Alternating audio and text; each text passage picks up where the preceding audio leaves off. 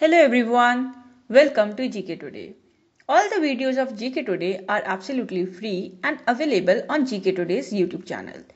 And if you are looking for interactive quizzes in text and also their solutions, please download GK Today's Academy Android app. We have several free and paid courses in that app.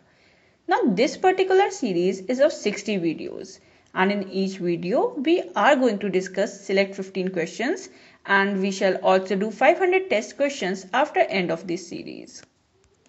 Now let's start with the questions on Indian polity. The first question is, in which year National Commission for Minorities was established? So you have the following options and the correct answer is option D, that is in the year 1992. See, officially there are 6 minorities in India, right? Muslims, Christians, Sikhs, Buddhists, Parsis and Jains. And the Union government set up the National Commission for Minorities under the National Commission for Minorities Act 1992. See, the commission is made up of a chairperson, a vice chairperson and 5 members. Unlike other bodies like National Commission for Scheduled Castes and National Commission for Scheduled Tribes, National Commission for Minorities has no constitutional backing or status. Now the next question is, who among the following was the first chairman of the National Commission for Women? So you have the following options and the correct answer is option D, that is Jayanti Patnaik. So Jayanti Patnaik was the first chairman of the National Commission for Women. Moving ahead with the next question. So the National Commission for Scheduled Caste is constituted by which article of the Constitution? So you have the following options, different articles, and the correct answer is Article 338, that is option B. So the National Commission for Scheduled Caste constituted by the Government of India is a constitutional body and it is directly established by Article 338 of the Constitution of India. Moving ahead with the next question. So in which year the separate National Commission for Scheduled Caste came into existence? So you have the following options and the correct answer is option B, that is in the year 2004. So earlier there were combined National Commission for Scheduled Caste and Scheduled Tribes and the separate National Commissions for Scheduled Caste came into existence in the year 2004. It consists of a chairperson, a vice chairperson and 3 other members. Moving ahead with the next question. So a separate National Commission for Scheduled Tribes came into existence in which year? So you have the following options and the correct answer is option A, that is in the year 2004.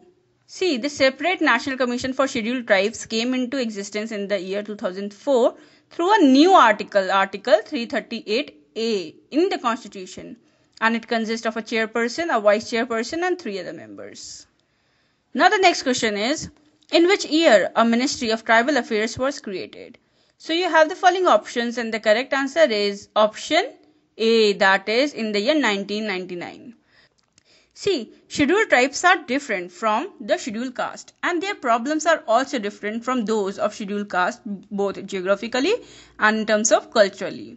Now a new Ministry of Tribal Affairs was created to provide a sharp focus to the welfare and the development of the scheduled tribes in the year 1999. Now the next question is, who appoints the chairperson of the National Commission for Backward Classes? So you have the following options and the correct answer is option B, that is President. So the National Commission for Backward Classes consists of a chairperson, a vice chairperson and 3 other members. They are appointed by the President of India by a warrant under his hand and seal. Now the next question is, which of the following are the functions of the National Commission for Women? Review the constitutional and legal safeguards for women, recommend remedial legislative measures, facilitate redressal of grievances, advise the government on all policy matters affecting women. So you have to select the correct options from the codes given below. So the correct answer is option D, that is 1, 2, 3 and 4 are correct. So all of the above statements are correct. See, the functions of National Commission for Women are review the constitutional and legal safeguards for women, to recommend remedial legislative measures, to facilitate redressal of grievances and advise the government on all policy matters affecting women. What is the maximum term of the members of a National Commission for Women? So you have the following options and the correct answer is option B, that is 3 years. So the chairperson and every member of the National Commission for Women shall hold office for such period not exceeding 3 years as may be specified by the central government in this behalf. Moving ahead with the next question. So the chairperson of the National Commission for Women submits his or her resignation to whom? So you have the following options and the correct answer is option C, that is central government. So the chairperson and members may by writing address to the central government of India resign from the office of chairperson or as the case may be of the member at any time. So what is the maximum term of the chairperson and members of the National Human Rights Commission? So you have the following options and the correct answer is option B, that is 3 years. So the chairperson and members of the National Human Rights Commission hold office for a term of 3 years or until they attain the age of 70 years, whichever is earlier. Now the next question is, which of the following statements are correct with respect to the National Human Rights Commission? It is vested with the power to regulate its own procedure. It has all the powers of a civil court. It has all the powers of a criminal court. So you have to select the correct options from the courts given below. So the correct answer is option B, that is only first and second statement are correct. See, the National Human Rights Commission is vested with the power to regulate its own procedure and it has all the powers of a civil court, but it does not possess the powers of a criminal court. Moving ahead with the next question. So which of the following statements are correct with respect to National Human Rights Commissions?